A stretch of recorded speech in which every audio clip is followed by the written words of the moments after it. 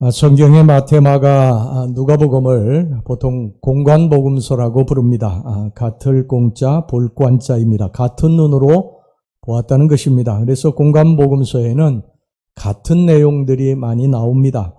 이 공관복음서에 요한복음을 첨가하게 되면 이것을 사복음서라고 그렇게 부르는데, 이 사복음서에도 똑같은 내용들이 나옵니다. 똑같은 내용들이 나온다고 하는 것은 이 사복음서의 각각의 기자들이 이 사건에 대해서, 내용에 대해서 굉장히 중요시하게 다룬다고 하는 것을 우리가 알 수 있습니다. 그래서 오늘 우리는 본문의 말씀이 오병이어의 기적의 말씀, 이 말씀도 그런 말씀입니다. 사복음서에 공이 다 기록되어 있는 말씀이기 때문에 어떤 특별한 의미를 두고 우리들이 이 말씀을 좀 살펴보려고 합니다. 오늘 이 말씀을 통해 주님이 우리에게 주시는 음성을 듣고 큰 은혜가 되시기를 주의 이름으로 축원합니다. 첫 번째, 이 기적은요, 주님의 놀라우신 능력을 반박할 수 없게 하는 증거입니다. 많은 사람들이 이 오병이어의 기적을 해석하는 데 있어서 예수님이 하나님의 아들이시라는 사실을 도외시한 채 해석을 해왔습니다. 예를 들어서 이 오병이어의 기적을 광야에 모인 사람들이 모두 다 친절하고 남을 생각하는 마음을 가진 따뜻한 사람들이라 물고기 2마리와 떡 5개를 가지고 와서 자기가 먹지 않고 옆에 있는 사람들에게 계속 건네서 그것이 차고 넘쳤다고 표현을 한 것이라고 그렇게 이야기를 또 합니다. 또 어떤 사람은요, 이것을 그저 예수님이 어떤 분이신가 하는 것을 각 복음서 기자가 나타내기 위해서 상징적인 의미로 기록을 했다고 그렇게 해석을 했습니다. 여러분, 이것은요, 다 인본주의적인 해석입니다. 예수님이 하나님이라는 사실을 간과한 그런 인간적인 해석입니다. 예수님은 하나님의 아들이신데, 하나님이신데 못하실 것이 뭐가 있겠습니까? 예수님이 그저 평범한 인간이셨다면 그것은 불가능한 일이죠. 하지만 예수님은 하나님이세요. 하나님이 못하실 일이 무엇이 있습니까? 하나님은 창조자시고 하나님은 불가능이 없으신 분이신 줄로 믿습니다. 우리는 하나님을 우리의 상식, 우리의 지식, 우리의 이성, 우리의 판단, 우리의 생각으로 재단하려고 자꾸 그럽니다. 내 생각이 안 될 것 같으면 하나님도 못하시는 것으로 그렇게 생각을 합니다. 내 지식으로 이게 도저히 받아들이기 어려운 말씀이면 그것은 그냥 비유로, 상징으로 성경에 써놨다고만 그렇게 생각을 하는 거예요. 이게 전부 인본주의적인 사고방식입니다. 굉장히 위험한 것입니다. 여러분, 내 생각에 안 되는 것이면 하나님도 안 되는 것입니까? 내가 할 수 없는 것이면 하나님도 할 수 없는 거예요. 여러분, 하나님이 내 지식과 내 이성과 내 생각, 내 판단에 갇혀 있어요. 그 이상의 일을 하나님이 못하십니다. 여러분, 이게 얼마나 어리석은 일인지 모릅니다. 내가 못한다고 하나님도 못하시는 게 아니에요. 하나님은 창조주십니다. 무에서 유를 창조하신 창조주세요. 여러분, 창조주 하나님이 못하실 일이 뭐가 있습니까? 안 되는 건 내가 안 되는 거죠. 하나님이 안 되는 것이 아닙니다. 여러분, 이것을 믿으시기 바랍니다. 이 믿음이 기적을 가져올 것입니다. 여러분, 예수님 당시에 맹인이 눈을 뜨는 것은 불가능한 일이었어요. 지금도 맹인이 눈을 뜨는 것은 굉장히 어려운 일인데 예수님 당시에는 이루 말할 수가 없죠. 맹인이 눈을 뜨는 것은 불가능한 일이었어요. 그런데 어떤 두 맹인이 예수님의 소식을 들었습니다. 그리고 예수님을 만나면 내가 눈을 뜰 수 있을 것이다. 예수님이 우리들의 눈에다가 손만 대주시면 우리들의 눈을 뜰 수 있다. 이런 믿음을 가지고 예수님을 찾아왔어요. 그리고 눈을 뜨게 해달라고 간청을 하게 됩니다.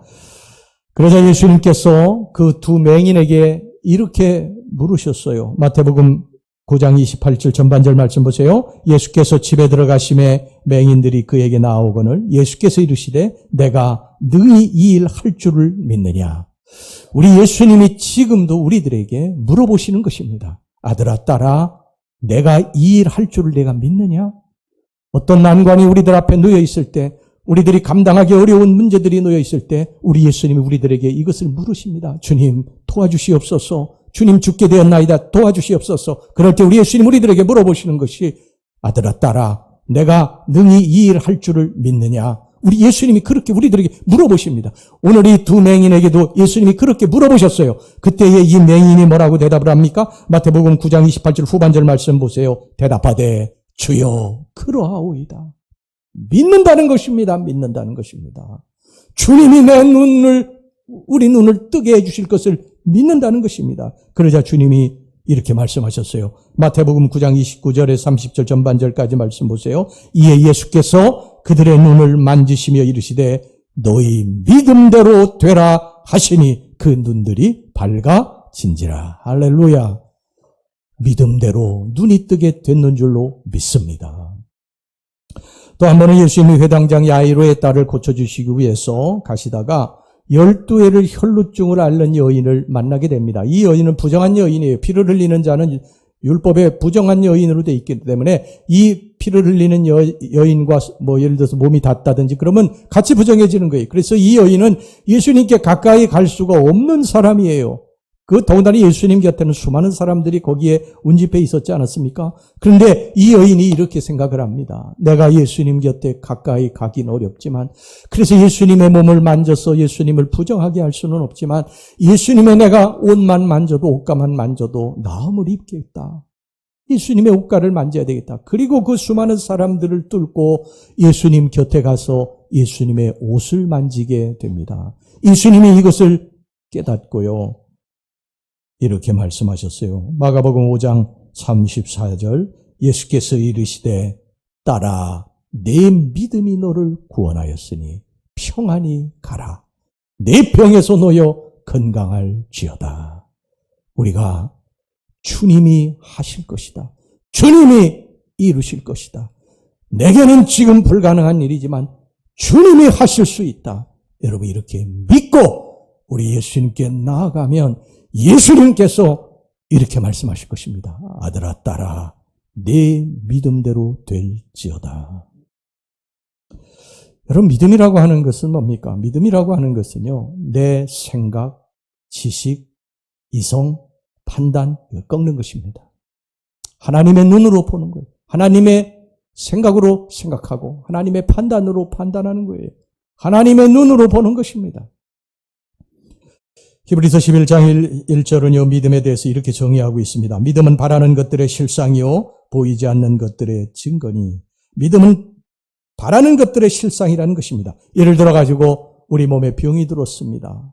병이 낫기를 간절히 원합니다. 그러면 예수님께서 그 병을 이미 고치신 줄로 믿고 병이 나은 것처럼 그렇게 믿고 행동하라는 거예요. 그게 실상으로 나타난다는 것입니다. 우리들에게 여러 가지 힘들고 어려운 문제들이 있습니다. 우리들 앞에 난관이 있습니다. 여러분 이것을 우리가 생각할 때 그 앞에서 우리들이 낭망하고 절망하고 탄식하지 말고 그 문제가 해결된 것으로 믿고 그렇게 행동하라는 것입니다. 그때 우리 주님의 음성이 들려옵니다. 아들아 딸아 내 믿음대로 될지어다.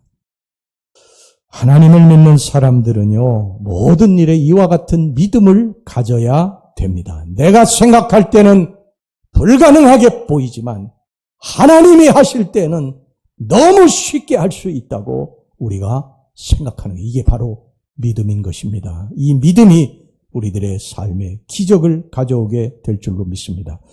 여러분 개미가 요만한 조약돌 옮기는 거 이거 불가능한 일이에요. 그런데 이건 사람이 하면 아주 쉬운 일입니다. 이거 일도 아니지요. 여러분 우리가 할 수 없는 건 우리가 할 수 없는 것이지 전능하신 하나님이 창조주 하나님이 하실 수 없는 게 아닙니다. 우리는 이것을 믿어야 됩니다. 할렐루야.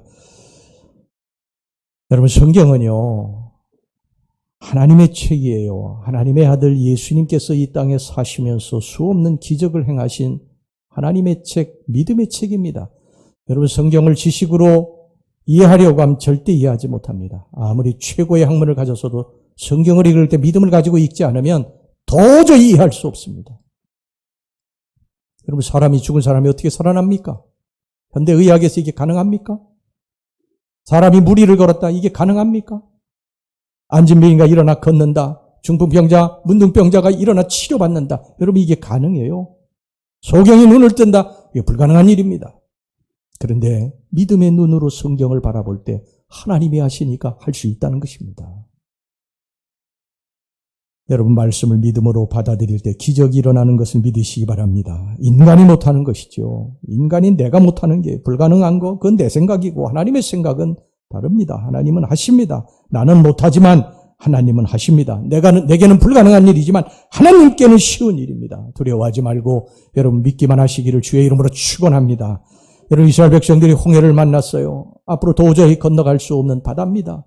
뒤에는 설상가상으로 애국 구철병거들이 이들을 죽이기 위해 달려옵니다. 그런 상황에서 그들이 두려워 떨고 있을 때에 하나님이 모세를 통해서 이렇게 말씀하셨어요.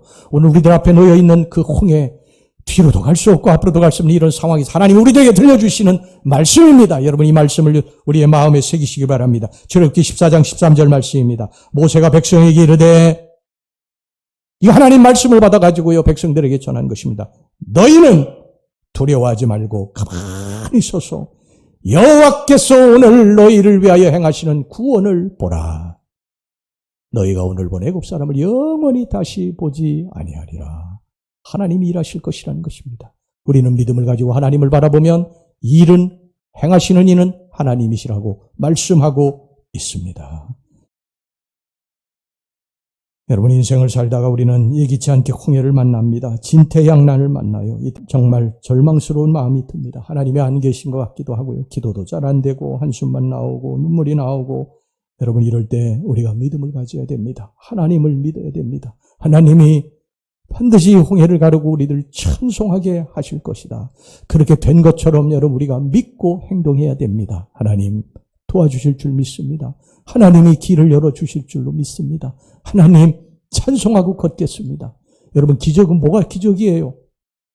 우리 앞에 홍해가 갈라지는 것도 기적이지만요, 그 홍해 앞에서 찬송하는 것도 기적인 줄로 믿습니다. 그 홍해 앞에서도 하나님을 붙들고 기도하는 것이 기적인 줄로 믿습니다. 이 믿음이 역사를 반드시 일으키게 될 것입니다. 두 번째, 이 기적은요, 우리를 사랑하시는 예수님의 모습을 보여줍니다. 주님은 이 벳세다 광야의 빈들에 있는 수많은 사람들이 배고픈 것을 아셨어요. 그리고 그들에게 이제 이 오병이의 기적을 행하셔서 먹이시는데, 사실 그 벳세다 광야에 모인 5,000명, 여자와 어린아이를 빼고 5,000명이니까 10,000명, 15,000명 그 정도 되겠죠. 그 수많은 사람들이 거기 운집해 있었는데 거기에 모인 모든 사람들이 예수님을 사랑한 사람들이 아니에요. 예수님을 정말 믿었던 사람들이 아니에요. 물론 믿고 사랑해서 쫓은 사람들도 있지만 다 자기의 이기적인 목적으로 위해서 호기심으로 또 군중심리로 인해서 그냥 사람들이 그냥 거기 쫓아다닌 거예요. 거기에는요, 어떤 사람도 있었냐면 예수님의 흠을 잡아가지고 모함해서 죽이려고 하는 사람도 쫓아다니고 있었어요. 그런데 예수님은 그들 모두를 다 배불리게 먹이신 줄로 믿습니다. 죄인들을 향한 주님의 사랑이에요. 저와 여러분들은 주님 앞에 죄인들입니다. 너나 할 것 없이 여기 서 있는 목사나 앉아 계신 여러분들이나 주님 앞에서 우리는 다 정말 죄인들입니다.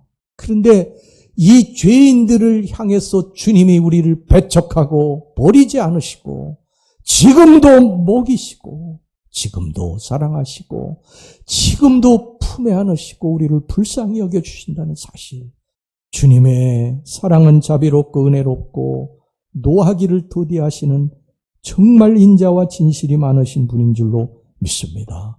그분은 사람들을 어떤 지위로 평가하지도 않으시고 배운 것으로 평가하지도 않으세요. 가진 것으로 평가하지도 않으세요. 우리들이 행한 일로 인해서 또 평가하지도 않으세요. 그냥 주님은 우리들을 그냥 끌어안고 사랑하십니다. 근데 사람은 어디 그렇습니까? 사람은 내게 악하게 한 사람이나 섭섭하게 한 사람이나 자신을 이용하려고 하는 사람, 경계하고 미워하고 가까이 하려 하지 않지 않습니까? 이에는 이, 눈에는 이 눈, 이렇게 하지 않아요. 내가 당신에게 이만큼 했으니까 당신도 나에게 이만큼 해야 된다고 요구합니다. 그렇지 못했을 경우에는요, 가차없이 미워하고 욕하고 비난하고 등 돌리고 원수되고 그러지 않습니까? 그런데 예수님은 그러지 않습니다. 예수님 앞에 정말 악하게 한 사람들, 저와 여러분들과 같이 주님의 마음을 아프게 했던 그런 사람들, 이런 사람들도 여전히 품으시고 사랑하시고 내 자식이라고 쓰다듬으시고 용서하시고 새 힘을 주시는 줄로 믿습니다. 주님이 십자가에서 하신 위대한 선언을 우리가 알고 있지 않습니까? 자신을 십자가에 내어준 사람들, 원수 같은 사람들이죠. 죄 없는 자를 십자가에 내어준, 채찍으로 때린 사람들, 침 뱉고 조롱한 사람들, 못 박은 사람들 다 용서하셨어요. 여러분 누가복음 23장 34절 전반절에 위대한 선언이 나오지 않습니까? 이에 예수께서 이르시되 아버지 저들을 사하여 주옵소서 자기들이 하는 것을 알지 못함이니이다 하시더라. 이 그리스도의 사랑, 예수님의 사랑을 깨달은 자는요, 회개하지 않을 자가 아무도 없습니다. 그 주님의 사랑 앞에 우리가 굴복하고 펑펑 울면서 통에 자복하죠. 나 같은 죄인을 용서하신 그 주님의 사랑 때문에 우리는 그 앞에서 통에 자복하고 돌아섭니다. 주님께로 돌아섭니다. 저와 여러분들이 이 그리스도의 놀라우신 사랑을 받은 사람인 것을 여러분 기억하시기를 바랍니다. 우리는 늘 주님을 배신하고 주님을 떠나고 제자들의 모습을 보세요.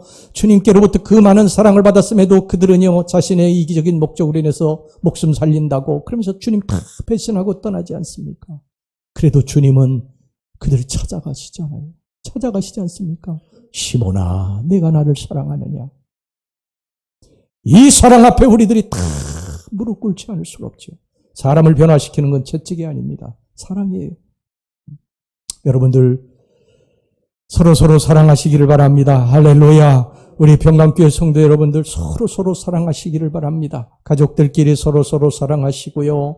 여러분들에게 조금 못하게 하고 힘들게 하고 그런 사람이 있어도 서로 사랑하시기를 바랍니다. 그 왜 그러냐면 우리 속에 그 사랑의 예수님이 계시기 때문에 그냥 다 덮고 사랑하셔야 돼요. 인간적인 생각을 하면 섭섭하기도 하고 또 밉기도 하고 그래도 이거를 예수님의 사랑으로 덮는 거예요. 예수님도 육신의 몸으로 이 땅에 오셨으니까 왜 섭섭한 마음이 없으시겠어요? 그 제자들이 다 배신하고 성경에 보면은요 그렇게 딱 한마디로 규정하고 있어요. 제자들이 예수를 버리고 다 도망하니라. 그래도 예수님 다 사랑으로 덮으시지 않으셨습니까? 여러분 우리 서로 사랑으로 덮고 그렇게 살아가실 수 있기를 간절히 바랍니다. 할렐루야. 우리 평강 식구들은요 이 여기가 천국이 돼야 됩니다. 여러분들의 심령이 천국이 되고 우리 교회가 천국이 되고 그리고 이제 여러분들이 가정으로 돌아가면 가정이 천국이 되고 그래서 천국을 우리가 경험해야 돼. 사랑이 있는 가정, 사랑이 있는 교회, 사랑이 있는 심령만이 천국이 되는 줄로 믿습니다. 주님은요 복수하실 수 있으셨지만 복수하지 않으셨어요.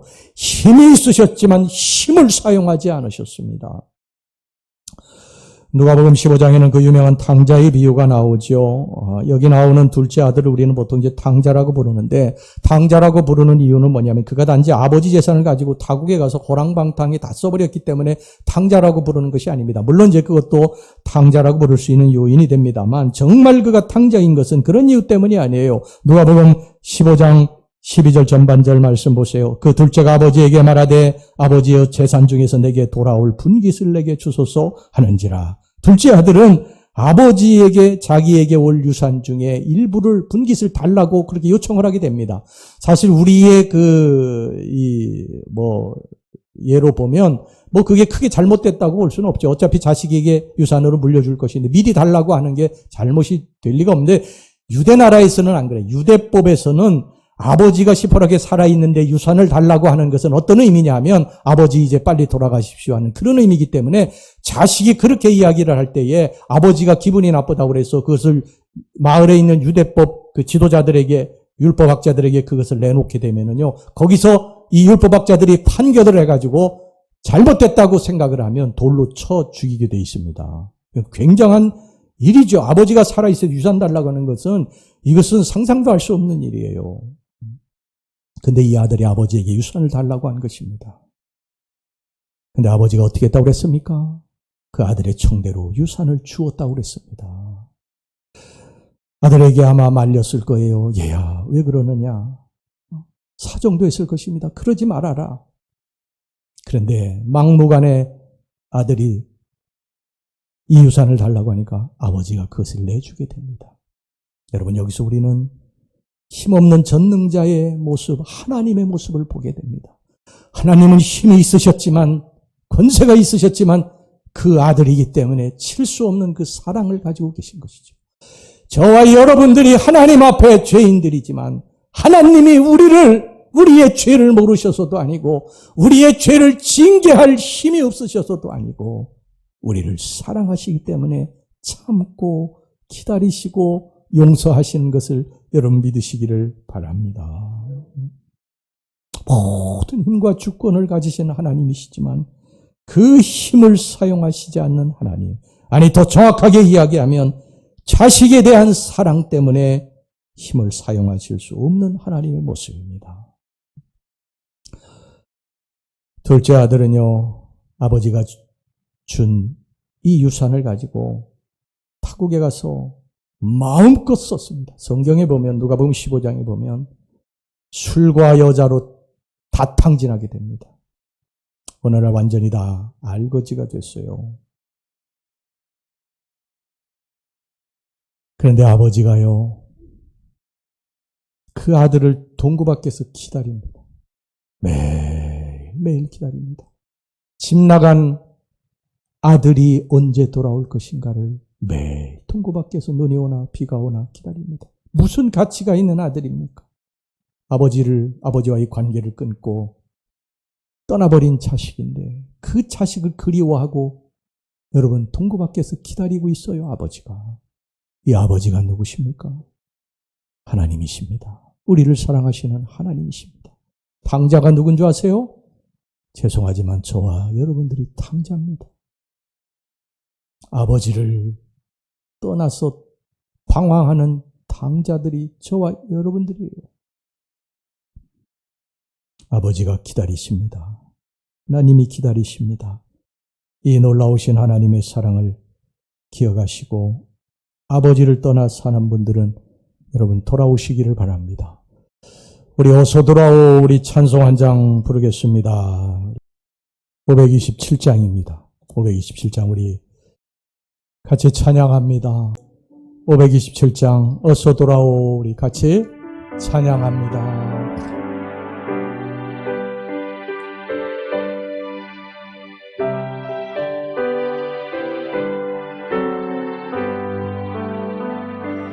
어서 돌아오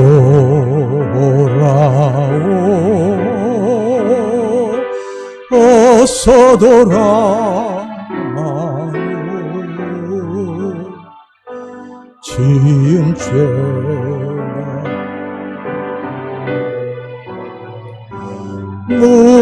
무겁고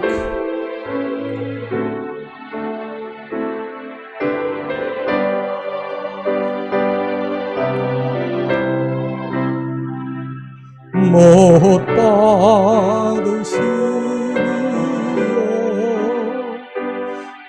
우리 주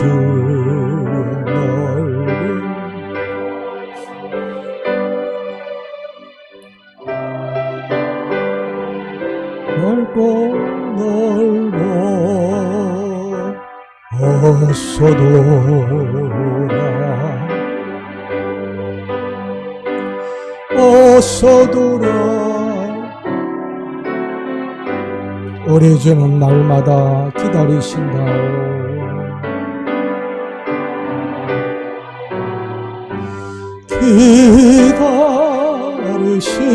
기다리신다오 밤마다 물려던 마음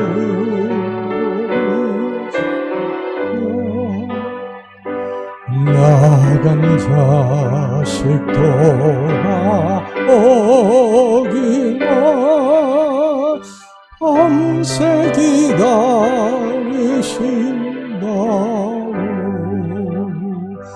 어서 돌아오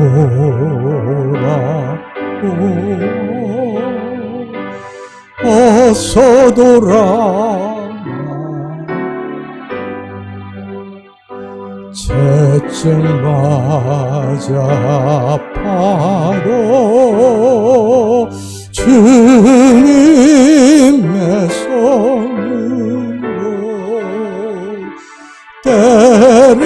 때리시고 어루만져 위로해 주시오. 우리 주의 넓은 품으로 어서 돌아오소. 세 번째, 이 기적은 모든 인간의 영혼을 충족시키는 복음의 능력에 대한 생생한 모습입니다. 본문은 실제로 일어난 일이지만 영적으로 우리에게 위대한 진리를 가르쳐 줍니다. 빈들에 모여있는 배고픈 무리들, 그 무리들은 우리 인간들을 상징하는 것입니다. 인생 광야에서 힘들고 고달픈 우리 인생들, 배고프고 무력하고 절망적이고 소망 없는 우리 인생들을 가리키는 것입니다. 우리들은 주님을 떠나서 길 잃은 양처럼 지금 방황하고 있고, 그리고 가련하고 슬프고 아프고 먹을 것도 없고 막막한 그러한 인생 광야를 지금 걸어가고 있습니다. 바로 이 오병이어의 기적은 이들에게 하나님께서 위로와 힘을 주신다는 것입니다. 배고픈 자에게 먹을 것을 주시고 낙심한 자를 다시 일으켜 세워주시고 인생 광야에서 절망 중에 탄식하며 주저앉아 있는 자에게 새로운 힘을 주셔서 일으켜 세워 주신다는 것입니다. 여러분, 떡과 물고기 2마리는 예수님을 상징하는 것입니다. 예수님의 십자가를 상징하는 것입니다. 빈들에 있는 수많은 사람들은 지금 영적으로 배고파 있습니다. 우리들은 지금 육신으로는 배부를지 모르지만 영적으로는 지금 배고프고 굶주려 있는 사람들입니다. 이곳을 가도 힘들고 저곳을 가도 힘들고 이곳을 가도 쓴물이고 저곳을 가도 쓴물입니다. 안식이 없고 참된 평안이 없습니다. 그런데 그곳에 우리 예수님의 십자가, 이 떡과 물고기가 주어지게 될 때 그 힘든 인생들이 일어나게 된다고 하는 것입니다. 여러분, 우리 인생은요, 진짜 목이 마릅니다. 이곳을 가도 목마르고 저곳을 가도 목마르고, 이 사람들은 괜찮겠지 하고 서로 상담하다 보면요, 이 사람도 속에 쓴물이 있고 저 사람도 쓴물이 있고 저 사람 무슨 걱정이 있을까 그러는데 속을 깊은 속을 들여다보면 거기에 그 쓴물이 있어요. 많이 배운 자도 못 배운 자도, 많이 가진 자도 못 가진 자도, 지위가 낮은 자도 못 받은 자도, 배운 자도 못 배운 자도 다 쓴물이 있습니다. 쓴물이. 야, 내가 저곳에 가면은 좀 다를 거야 하고 직장을 옮겨보지만 거기도 쓴물이 있고요. 내가 이 사람하고 결혼해서 잘못됐다. 그리고 이혼하고 다른 사람한테 가도 거기도 또 쓴물이 있어요. 인생은 이곳저곳이 다 아우성입니다. 다 쓴물이 있습니다. 여러분, 이스라엘 백성들이 광야에 들어와가지고 애굽에서 가지고 나온 물들이 이제 다 떨어지게 됩니다. 사흘 동안 물을 마시지 못했어요. 그러니 얼마나 목이 마르겠습니까? 사흘 동안 물을 마시지 못하다가 이렇게 보니까 저기 샘이 하나 있습니다. 막 달려갔는데 그래서 물을 퍼마셨더니 그게 쓴물이에요. 소금물입니다. 그래서 막 주저앉아가지고 이제 다 죽었다고 털썩 주저앉아 막 단식하고 울부짖는 것입니다. 우리 인생이 그래요. 목마르고 힘들고 그래서 막 달려가가지고 야, 여기 무슨 단물이 있을 거야 하고서 그 물을 마시지만 거기도 또 쓴물이 나오고 그냥 이 사람도 저 사람도 이곳도 저곳도 계속 쓴물입니다. 그런데 이 쓴물로 인해서 고통당하는 이스라엘 백성들을 하나님이 보시고 모세를 통해서 한 나무를 지시해 그 쓴물에 집어넣으라고 그러십니다. 그래서 모세가 그 나무를 쓴물에 갖다 집어넣었더니 단물로 바뀌어지게 되고 이스라엘 백성들이 목을 마음껏 죽이고 갈증을 해결했는 줄로 믿습니다. 바로 이 나무가 예수님입니다. 예수님의 십자가입니다. 참된 안식, 참된 평화 세상에 어디 있어요? 없습니다. 계속 목마릅니다. 우리 인간의 욕심은 끝이 없어요. 내가 이만큼 가지면은 행복할 것이다. 여러분 그래서 이만큼 가지고 있어요. 그런데 인간은 그렇지 않아요. 또 달려갑니다. 또 달려가요. 계속 목마릅니다. 예수 그리스도 그분이 오실 때만 참된 평안이 있는 줄로 믿습니다. 주님 우리들에게 뭐라고 말씀하셨습니까? 수고하고 무거운 짐진 자들아 다 내게로 오라. 우리 인생에 정말 무거운 짐들이 있어요. 질병의 무거운 짐, 또 자녀들의 문제로 인해서 고통당하는 무거운 짐이 있고, 또 물질적인 그러한 문제로 인해서 당하는 무거운 짐들이 있고, 심지어 부모의 무거운 짐도 있어요. 여러분 이 짐을 진 자들 주님이 오라고 그러십니다. 주님이 오라고 그러세요. 내 사랑하는 아들아, 내 사랑하는 딸아, 너의 무거운 짐을 가지고 와서 내게 맡기라. 우리 주님만이 우리들의 참된 안식이요 평안인 줄로 믿습니다. 예수님은 수가성에서 이렇게 말씀하셨어요. 너희들이 세상이 주는 물을 먹으면 다시 목마르려니와. 다시 목마르다는 것입니다. 틀림없어요. 잠깐의 해갈입니다. 다시 목마르고 힘들고 고통스럽고 불행할 것입니다. 예수님 안에서 우리 살아갑시다. 할렐루야. 힘들고 어려운 일이 앞에 놓여 있어도 우리는 예수님 때문에 그 앞에서 찬양합니다. 설령 울면서 찬양할지라도 찬양합니다. 하나님이 우리들의 인생에 참된 안식과 평안을 주실 것을 믿고 그 앞에서 우리는 찬송합니다. 하나님을 떠나지 않습니다. 하나님을 붙듭니다. 여러분 이게 기적인 줄로 믿습니다. 할렐루야. 이 믿음의 기적이 우리들의 삶에 놀라운 역사를 일으키게 될 것입니다. 여러분 이것을 믿으시고 우리 예수님 품 안에서 살아가는 저와 여러분들이 되시기를 주의 이름으로 축원합니다.